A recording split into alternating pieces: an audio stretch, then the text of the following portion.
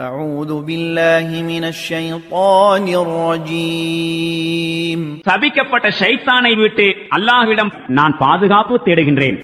وجعلوا له من عباده جزءا إن الإنسان لكفور مبين இவர்கள் இவை அனைத்தையும் அறிந்து ஏற்றுக்கொண்ட பிறகும் அவனுடைய அடியார்களில் சிலரை அவனுடைய ஓர் அம்சமாக ஆக்கிவிட்டார்கள். உண்மை யாதெனில் மனிதன் வெளிப்படையாக நன்றி கொன்றவனாயிருக்கின்றான். أم اتخذ مما يخلق بنات وأصفاكم بالبنين என்ன, இறைவன் தன்னுடைய படைப்புகளிலிருந்து தனக்காக பெண் மக்களை தேர்ந்தெடுத்துக் கொண்டு உங்களுக்கு ஆண் மக்களை வழங்கி இருக்கின்றானா?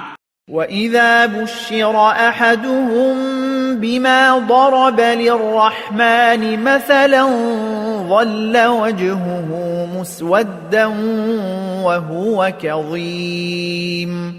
மேலும் இவர்களுடைய நிலைமை என்னவெனில், எந்த பிள்ளைகளை கருணைமிக்க அந்த இறைவனோடு இவர்கள் பாவித்து சொல்கின்றார்களோ அந்த பிள்ளைகள் இவர்களில் எவரேனும் ஒருவருக்கு பிறந்திருப்பதாக நற்செய்தி சொல்லப்பட்டால் அவருடைய முகத்தில் இருள் சூழ்ந்து விடுகின்றது.